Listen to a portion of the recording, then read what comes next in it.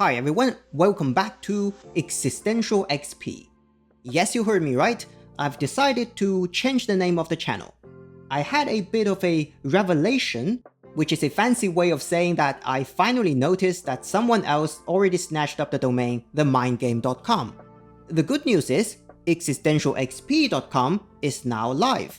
Besides posting my videos, I will also be dropping some written analysis there from time to time. But today's topic is not to promote the website.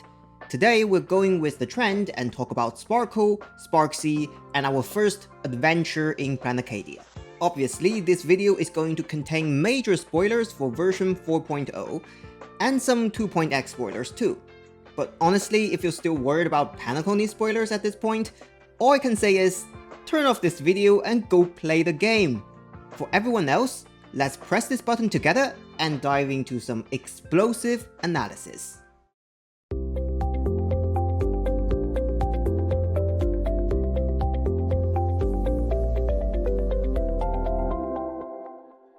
Let's start with Sparkle. She's an old friend of ours and one of my absolute favorite characters. No, I'm not saying that under duress. That's ridiculous. Well, jokes aside, even though Sparkle was only a supporting character during her debut in Planacony, she's clearly one of those God's favorite princess at Hoyoverse. Out of all the characters in Planacony, only 4 had their backstories featured in a Myriad Celestia trailer, and Sparkle was one of them. That trailer, titled Sparkle Behind the Curtain, uses this kind of cryptic imagery and metaphors that Hoyoverse absolutely loves to illustrate her philosophy on life. The 3-minute trailer is divided into 3 parts. On the surface, it's about Sparkle and her various masks, but there's a lot more to it. It's a metaphor for her journey from a simple actress to a masked fool.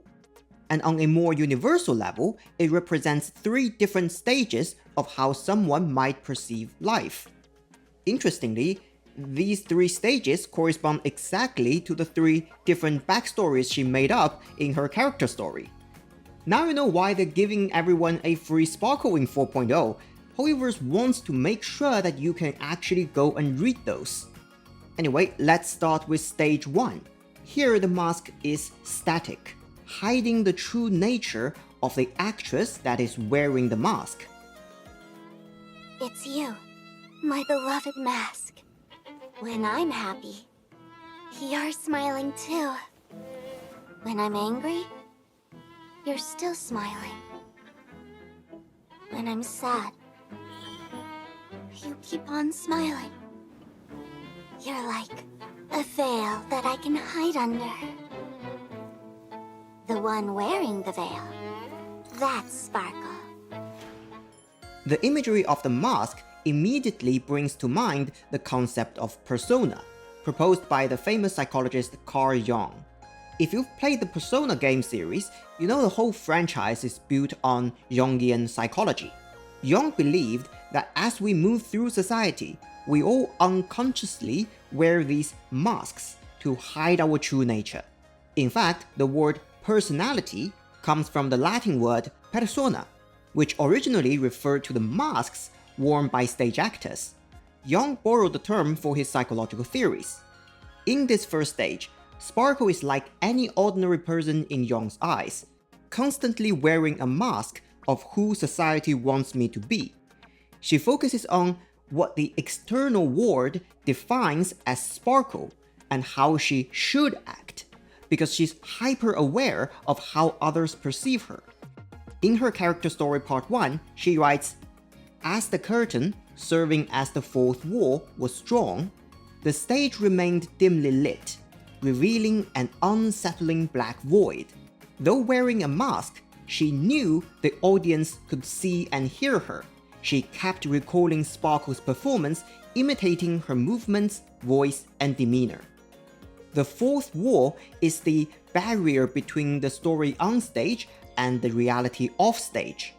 What this passage is essentially saying is that in the grand play of life, stage 1 Sparkle, or anyone in this mindset really, constantly feels judged. Even when we cannot see others, we feel that there are countless eyes on us, making us anxious that something might go wrong with our mask. You might think, well, everyone has their alone time.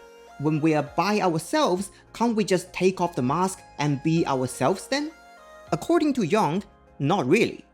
He argued that the mask is the light we show the world, but where there is light, there is shadow.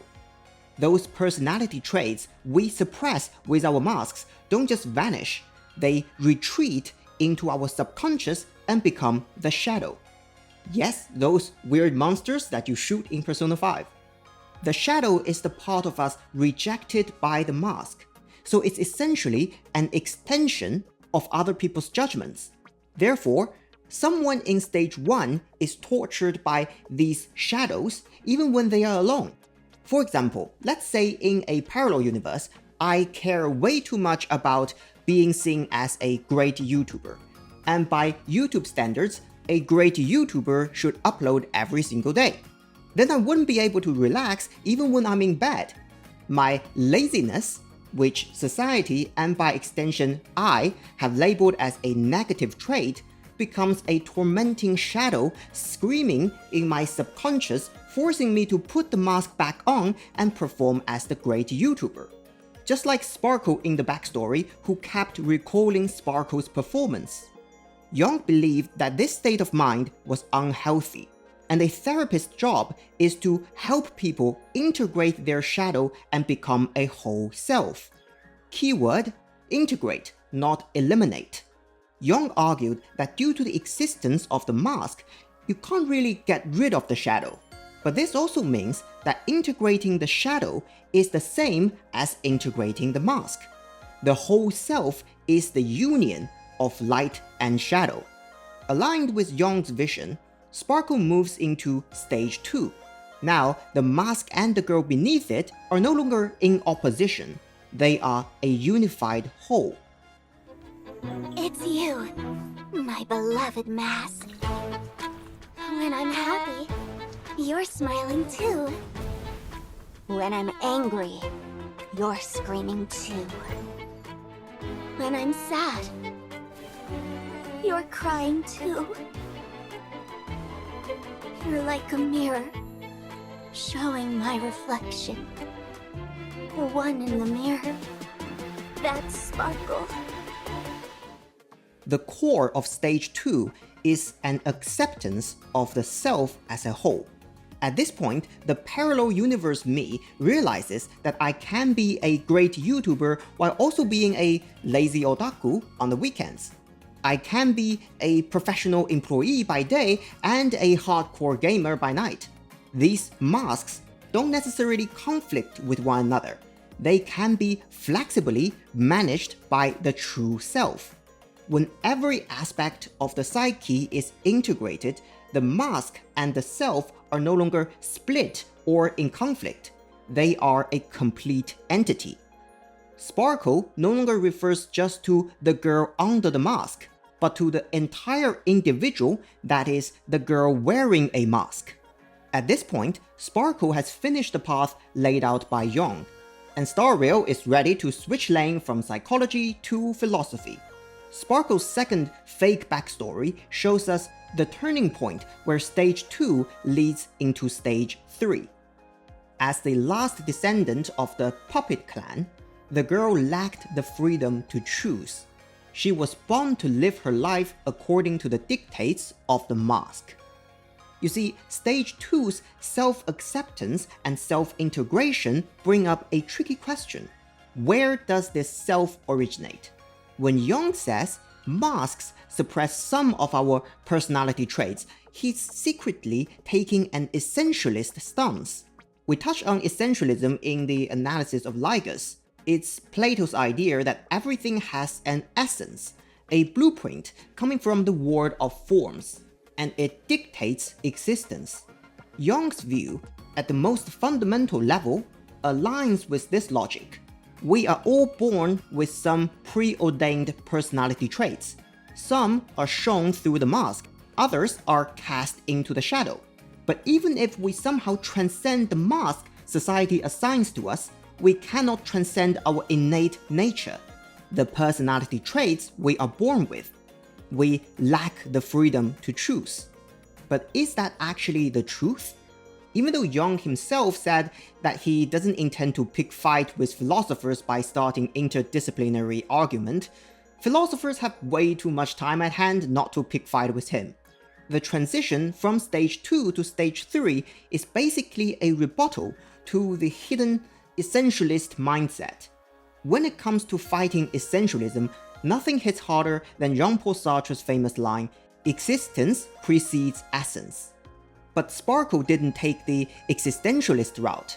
Instead, she took a hard turn and embraced absurdism, the philosophy pioneered by Sartre's greatest frenemy, Albert Camus. In one of his most famous works, The Myth of Sisyphus, Camus talks about the life of a stage actor. Actually, I'm pretty sure this is where the inspiration for Sparkle's character design comes from. Camus says, an actor steps onto the stage, puts on a mask, and within 3 hours, he must experience and express a whole exceptional life. In those 3 hours, he travels the whole course of the dead-end path that the man in the audience takes a lifetime to cover. And then, the actor just jumps into another character for the next 3 hours. Through the actor's performance, these characters, or masks, gain a fleeting moment of real life. In the third backstory that Sparkle made up, she's a cursed, faceless girl who crafts paper masks by gathering people's emotions and perceptions. She believed that the masks she created had flesh and blood. She even believed that one day they would become real beings. This aligns perfectly with stage 3 in her Behind the Curtain trailer. It's you, my beloved mask. When I'm happy, you're screaming. When I'm angry, you're crying. When I'm sad, you're smiling. You're like a face staring at me. I'm not Sparkle. No, I am Sparkle. At this point, the mask and the so-called Sparkle are totally decoupled, disconnected. The mask has gained its own life. Moreover, the original Sparkle can't even be called Sparkle anymore. The mask is the real Sparkle. Jung's theory is saying there is a true self under the mask, and it's almost like it has a predetermined shape.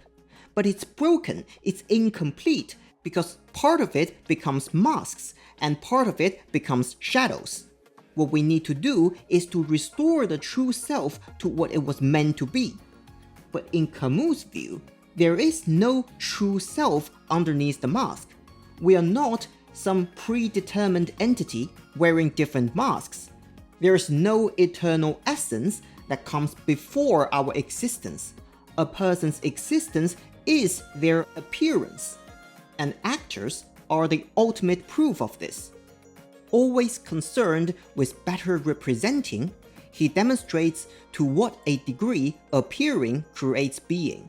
For that is his art, to simulate absolutely, to project himself as deeply as possible into lives that are not his own. At the end of his effort, his vocation becomes clear, to apply himself wholeheartedly to being nothing or to being several. That last line brings us back to what Sparkle's mentor told her in her first backstory. When you don this mask, you have the power to become anyone and no one. Why anyone and no one? What does being nothing or being several really mean?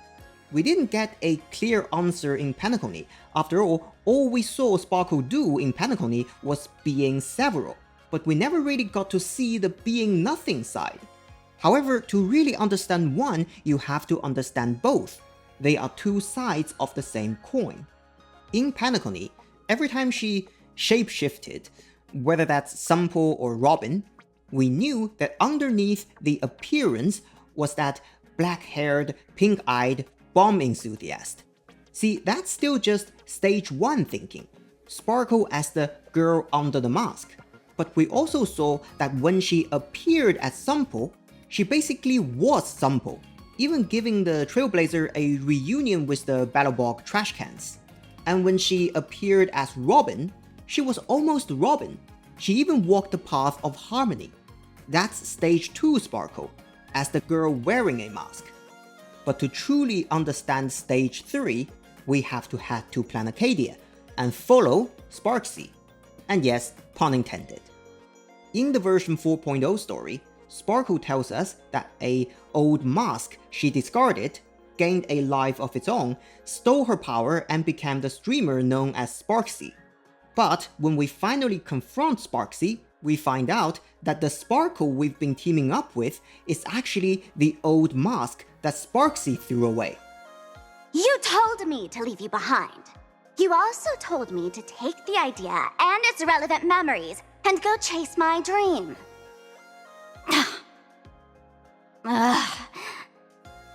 That's totally something Miss Sparkle would do. It's easy to rationalize with a continuity. One day, Sparkle arrived back in Planacadia and decided to ditch the black-haired, kimono-wearing actress mask she wore in Penacony, and briefly took a wild but apparently canon ride in Honkai Impact 3. She then put on a new, white-haired, Alice in Wonderland-style streamer mask. Then, because Planacadia is blessed by a hardy elation, the old mask became a sentient entity akin to Imagine, and thought she was the real Sparkle. So she tried to ally herself with the Astral Express to take down the out-of-control mask that is Sparxie. This rationalization makes perfect sense, though I call it the erudition perspective of the story. Just like we saw in Amphorius, the erudition perspective is as valid as the remembrance one. Droidhead also has no trouble understanding Planacadia. However, it doesn't let us fully appreciate the philosophy the writers are trying to convey. After all, Planacadia is a world of elation, which means it's better understood through the lens of the absurd. Camus argued that for an actor, appearing creates being. There is no true self hiding under that mask, therefore the real Sparkle isn't the girl under the mask, nor the girl wearing a mask. The ontological Sparkle actually refers to the constant, never-ending process of taking off one mask and putting on another. There are 2 layers to this. First, the masks themselves have a very strong ontological stand. For a masked fool, the core of their identity isn't the fool, it's the mask. In the Fatal Joke Hospital, Sparkle encounters other old masks she abandoned. I once suffered from a disease called Fool. A masked fool named Sparkle grew out of me, slowly becoming one with me. But I was lucky enough to find this tumor called Sparkle. And I expelled this malignant growth from my body. You're just a tool I discarded. You see, we usually think the person is the real thing and the mask is just an accessory. But the narrative of elation flips that with ease. In the philosophy of the absurd, there is no such thing as an inherent self. From the perspective of elation, Sparxie and Sparkle are no different. They are both masks. Nothing more, nothing less. To them, not wearing any mask is not an option. How does that joke go again? Take the mask from a masked fool, and what's left but a fool? But there is a second half to that joke. But take the fool out of a masked fool, and all that's left is the mask. This brings us to the second layer of meaning. The ontological Sparkle isn't residing in any particular mask. She's not just the director in Penacony or the streamer in Planacadia. She is the recurring action of playing the part with lucidity, always discarding and reinventing herself over and over. Precisely because she knows the masks are all she has, she fully commits to the unique experience each one provides. But precisely because every mask offers a unique experience, she wouldn't and couldn't let herself get stuck in just one. I am your original mask. The Sparkle Roll mask. Please, wear me once more. The worst thing an actor should do is be tied down to one type of role. The idea of being anyone is built upon the foundation of being no one. An actor is like a vessel. If you already contain something, you wouldn't be able to perfectly embrace something new. You need to remain empty in order to preserve the capacity to be anything and everything.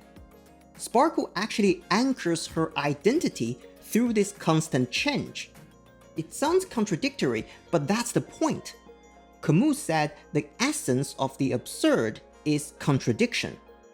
If you see a guy with a small knife trying to take on a bunch of people carrying machine guns, you'd say that's absurd. But person carrying knife isn't inherently absurd. Neither is people carrying machine guns. The absurdity lies in that gap, a contradiction between his capability and his goal.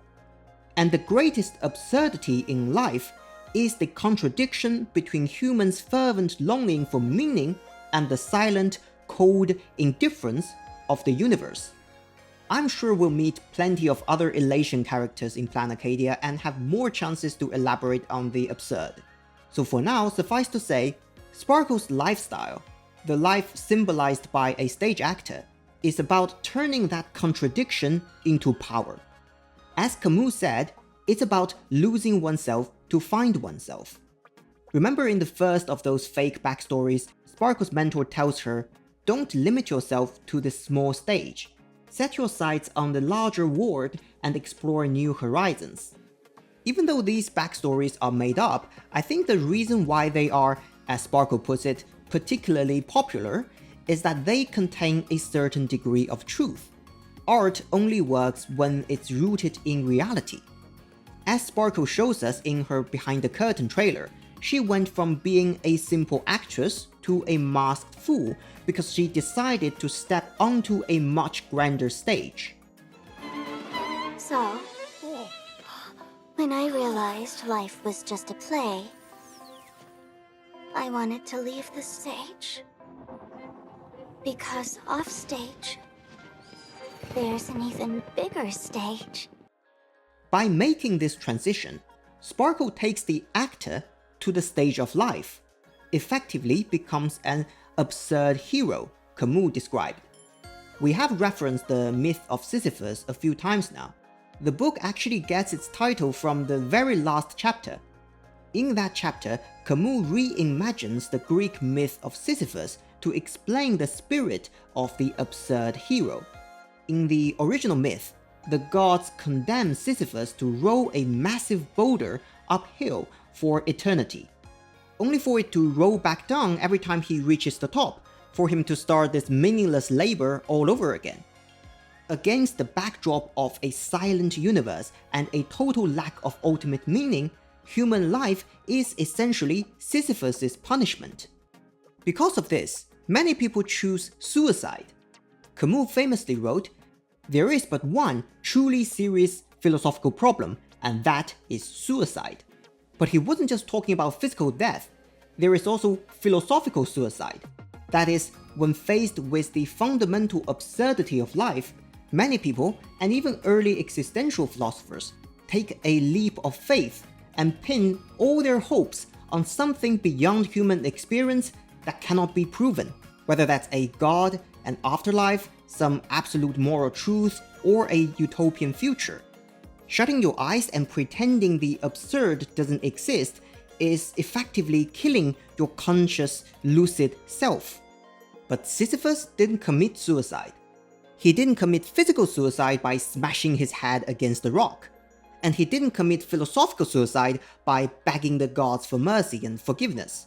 He just kept pushing that rock, silently with lucidity. In doing so, he achieves the ultimate rebellion against the fate that the gods forced upon him. Not by defying the trajectory of his fate, but by turning it into his own property. As Camus put it, his fate belongs to him, his rock is his thing. Whether it's destiny or the entire world belongs only to him. The character stories of Sparkle and Sparxie show a similar arc. Remember in Sparkle's first backstory, she describes her first debut on stage. The stage remained dimly lit, revealing an unsettling black void. Though wearing a mask, she knew the audience could see and hear her. She kept recalling Sparkle's performance. Now look at Sparxie's final character story. She grabbed the camera and leaned forward, peering into the black hole of the lens. She couldn't see her audience, but she knew she was reflected in their eyes. The gazes of countless fans became the strings in her hands. She knew Planacadia had become Sparxie's stage. Whether it's the mask or the entire stage belongs only to her. Just like Sisyphus, Sparkle and Sparxie have taken the ensemble tragedy of life, a play that she, like everyone else, is forced to act in, and turned it into her own monodrama comedy. The name Sparkle in Chinese is 花火, which means fireworks. There are rumors that her English name was originally going to be Hanabi, the romanized Japanese word for fireworks, but they went with a more localized option. I think fireworks are a fascinating imagery. Many people use shooting stars as a classic imagery for existentialism, where life is a shooting star streaking across the night sky. It's over in a flash, but in that fleeting moment, the dark night sky is beautiful because of it. And the reason it is beautiful relies precisely on the contrast with the night sky that is a dark void of nihility. Evernight mentioned in her story that the light from the Express is like a shooting star. Shooting stars are a natural phenomenon that goes down from the heavens to the earth. Fireworks are an artificial phenomenon that rises up from the earth to the heavens. Both are fleeting beauty that light up the night, but they couldn't be more different, just like existentialism and absurdism. After all, You know, the laughter and Akavili go way back. Sparkle is an intentional reverse shooting star. She is a rebellion against the absurd universe, just like Sisyphus pushing his rock. Interestingly, Sparxie's Chinese name, 火花, is just the two characters of Sparkle's name reversed. I might be overreading this, but this reversal is almost like a meta-commentary on Sparkle's rebellious path. Sparxie's Chinese name literally translates to spark, and that adds another layer to the final line in her character story part 4. Let's all become the Sparxie we are meant to be. You could also interpret this line as, let's all become little sparks that light up the pitch-black nihility. But the irony is that in Planacadia, people were led around by the nose by the masks they are wearing. And SparxieCon easily turned into a place where everyone literally becomes the same Sparxie, instead of their own sparks. I think this is the message Sparkle and Sparxie are trying to send to the Express crew through their self-directed comedy. Or maybe she just wanted to remind us that the elation in plain Arcadia has become something even the gods no longer recognize. The worst part is, these folks actually enjoy it. Their elation is mind-numbingly boring. And even worse, this dull elation has spread like a plague to every corner of plain Arcadia. That elation isn't mine. It's the elation everyone chose. As for the difference between those two types of elation, we'll save that for a future video. I'd like to leave a small teaser though.